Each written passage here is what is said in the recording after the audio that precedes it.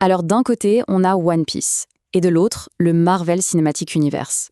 On parle là de deux des plus grosses franchises de divertissement au monde, hein. De vrais mastodontes, à la fois culturels et commerciaux, qui ont complètement changé la façon de raconter des histoires à grande échelle. L'un, c'est un manga qui vogue vers le succès depuis plus de 25 ans. L'autre, un univers de films qui a tout simplement retourné le box-office mondial. Et pourtant, malgré ce succès absolument monumental, leurs philosophies sont à l'opposé l'une de l'autre. C'est ça, la question au cœur de notre analyse aujourd'hui. Comment ces deux univers, si populaires, peuvent-ils reposer sur des bases créatives aussi différentes, voire carrément opposées? Allez, on plonge dedans pour décortiquer un peu ces deux modèles. Pour bien comprendre ces deux approches, on va s'appuyer sur deux métaphores. D'un côté, on a le jardinier démiurge, l'idée d'une vision unique d'une seule personne qui cultive son histoire. Et de l'autre, le cabinet d'architectes, c'est-à-dire un collectif qui construit un univers brique par brique. Ces deux images vont nous servir de fil rouge tout au long de cette exploration. Alors, voilà le programme. On va comparer ces deux géants sous 5 angles différents. D'abord, la gouvernance créative. Qui décide? Ensuite, la nature de leur histoire officielle, ce qu'on appelle le canon. Après ça, on verra la finalité de leur récit et le rôle qu'ils attendent de leurs fans.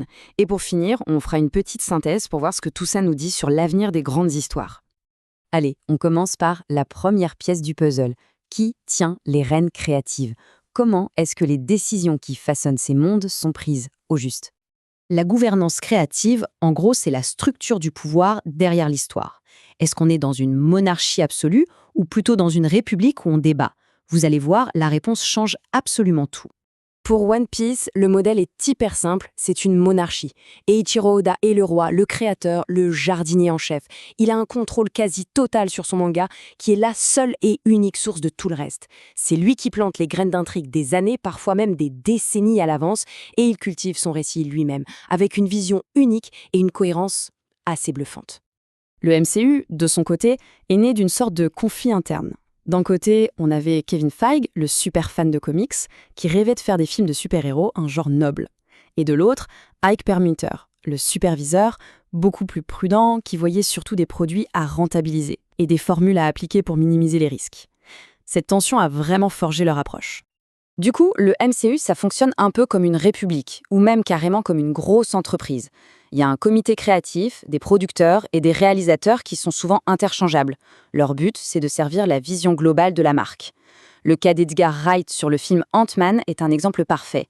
Il a quitté le projet pour des différents créatifs. En gros, sa vision ne collait pas à celle du studio. Ça montre bien le système. L'architecte peut être remplacé tant que le plan d'ensemble du bâtiment est respecté. On passe à notre deuxième point. Qu'est-ce qu'on considère comme l'histoire officielle dans chacun de ces univers? Et surtout, est-ce que cette histoire peut être changée?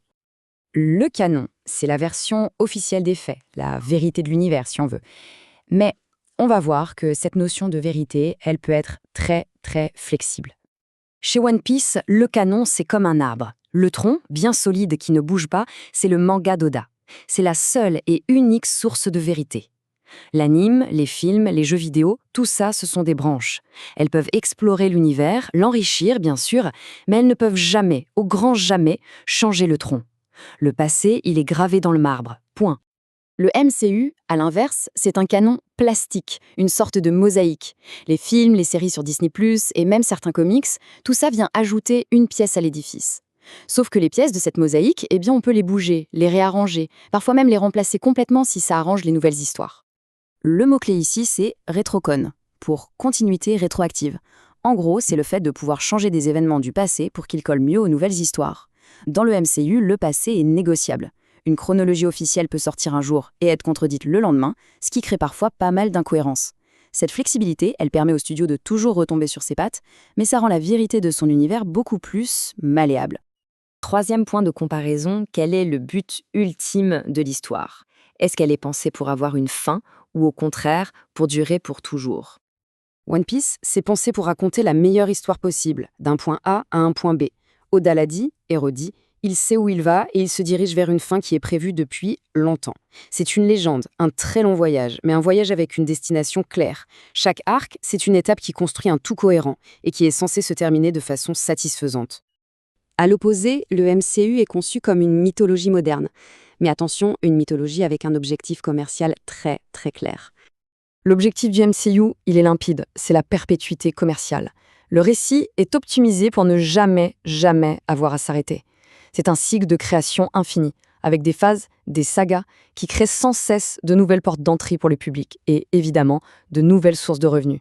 Ici, c'est l'histoire qui est au service du modèle économique, et pas l'inverse. Allez, dernier point, quel type de fan est-ce que chaque modèle cherche à créer? Quelle est la place qu'on leur donne dans cette grande machine à raconter des histoires? Le fan de One Piece, c'est un peu un archiviste, un détective. Son rôle, c'est de déchiffrer un texte sacré, de faire des théories sur les mystères qu'Oda a semés, de préserver la mémoire de l'œuvre, par exemple en coloriant des planches du manga. Le fan du MCU, lui, c'est un participant, un constructeur. Il est invité à co-consommer l'univers, à participer activement à la construction de l'attente de la fameuse hype. Et pour ça, Marvel a une technique bien à eux, la désinformation. Le studio admet lui-même qu'il met des scènes fausses ou modifiées dans ses bandes annonces. Le but, c'est simple, nourrir les théories, faire parler et transformer les fans en véritables acteurs du marketing. Ils ne font pas que décoder l'histoire, ils aident à construire tout le bruit et l'excitation autour. Bon, alors, qu'est-ce que ces deux modèles nous apprennent sur le futur des grandes sagas populaires? On récapitule. D'un côté, on a le modèle du jardinier. Une gouvernance monarchique, un canon fixe comme un arbre, une finalité de légende planifiée et un fan qui est un érudit. De l'autre, le modèle des architectes. Une gouvernance républicaine, un canon plastique comme une mosaïque, une mythologie perpétuelle et un fan qui participe à la construction. Deux approches, deux philosophies pour deux succès planétaires. La question qu'on peut se poser, pour conclure, c'est alors qu'on consomme de plus en plus d'univers étendus, lequel de ces deux plans va devenir la norme? Est-ce qu'on préférera les grandes légendes avec une fin mémorable ou les mythologies commerciales conçues pour ne jamais s'arrêter? L'avenir des grandes histoires, il se joue peut-être exactement là-dessus.